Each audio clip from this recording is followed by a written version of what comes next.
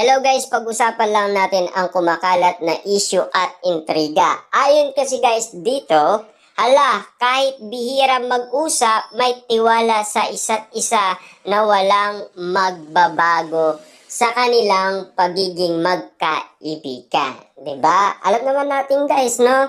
Magkaibigan na sina Catherine, Bernardo at Alden Richard, at siyempre, lumalim ito guys noong sila ay nagkaroon ng ikalawang movie sa Canada, 'di ba? Kasi yung una guys, hindi nga naman sila nag-uusap. Bihira lang naman guys, at siyempre, hindi naman yung usap na silang dalawa lang. Kasi meron silang Viber group. Ibig sabihin lang dun guys, yung mga cast na kasama nila sa Hello, Love, Goodbye ay kasama nila sa si Direk Cathy. Ibig sabihin, nakikita lang nila yung mga message nila sa isa't isa at nakikita rin naman guys ng iba.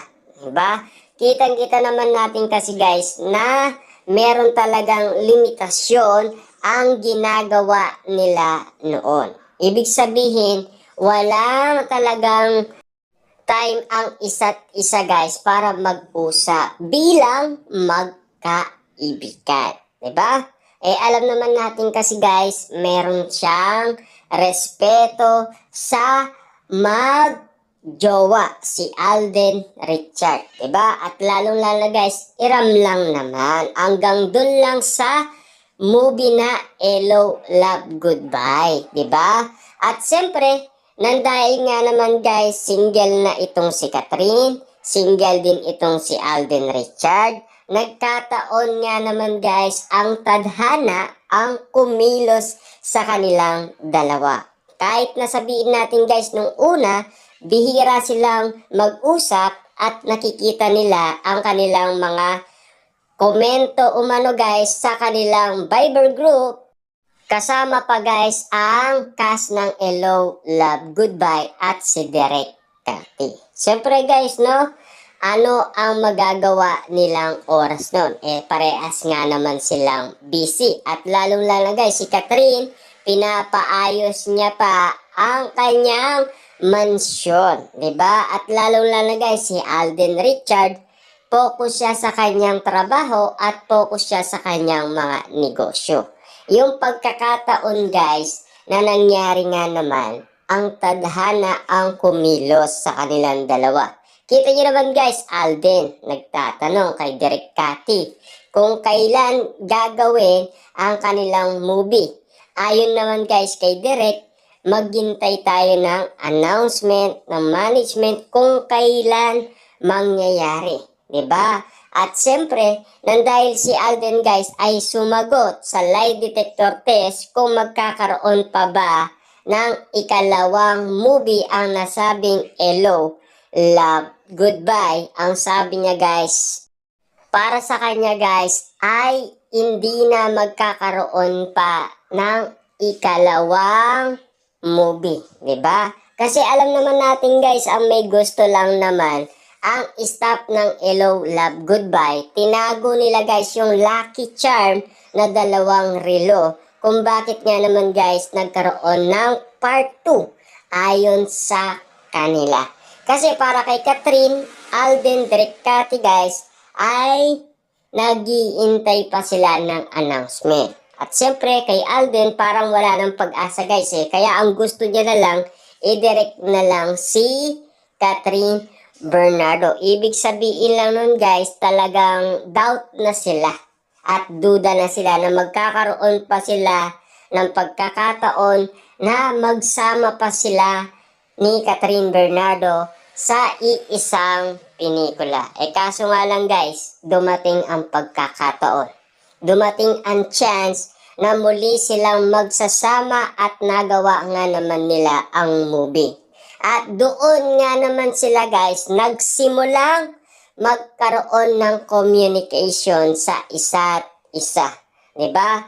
Siguro guys, masasabi natin na ang sinasabi kasi ng iba, bihira silang mag-usap, 'di ba? Dahil meron silang kanya-kanyang pamumuhay sa isa't isa. Busy nga naman. Pero, dahil guys, So dahil doon, sobrang busy nila, pero ngayon, never na. Bakit never na guys? Meron na silang oras sa isa't isa. Bakit meron na silang oras sa isa't isa? Dahil napakita na nila yan guys sa Canada. Na binigyan nila ng oras ang isa't isa, lalo na guys, isang araw yun. Nagsimula sila guys ng umaga hanggang gabi hanggang sa makita nila si Madja Salvador at Rambo, ang asawa ni Madja Salvador. At siyempre guys, nagulat nga naman si Madja, Rambo at magkasama ang Katden. Diba? Kasi guys, yung paliwanag na to, yung bihira lang daw mag-usap ang Katden. Bakit nga naman guys? Kasi si Catherine at Daniel Padilla ay magjowa, 'di ba? Si Alden Richard ay iniram lang si Catherine Bernardo dahil sa movie lang, 'di ba? Hindi dahil sa ano pa man, 'di ba? Kaya nga naman guys ngayon, nag-iba ang ihip ng hangin. Ibig sabihin lang nito guys, merong kapalaran na maging sila. Kasi marami na ang nag-predict. Diba? Ang prediction guys, una pa lang sa ibang bansa. Ibang lahi pa guys, diba? At lalong-lalo na mga netizens, mga fans, tuloy-tuloy na ang prediction. At meron pa tayong nabalitaan na prediction na hindi daw magkakaroon ng, siyempre guys, alam nyo na ano ang ibig sabihin ng manghuhula. Hindi daw magiging boyfriend, girlfriend si Catherine Bernardo at Alden Richard at mag-iiwalay din daw sila. Diba? Pero, ang nakikita ng mata, yan din ang nasasabi ng bibig. Ano ba guys ang nakikita ng mata? Kapag nakikita sina Catherine at Alden Richard na sobrang sweet, sobrang lambing, at lalong-lalo na guys kapag nagkatitigan, talagang nagniningning, 'di ba, sa isa't isa. Kaya nga naman guys, nasasabi natin yan, alam natin ang tungkol sa mga nangyari na, 'di ba? Kasi itong bihira nga naman guys, matagal na yan, 'di ba? Pero yung ngayon, kakaiba na. Iba na guys. Meron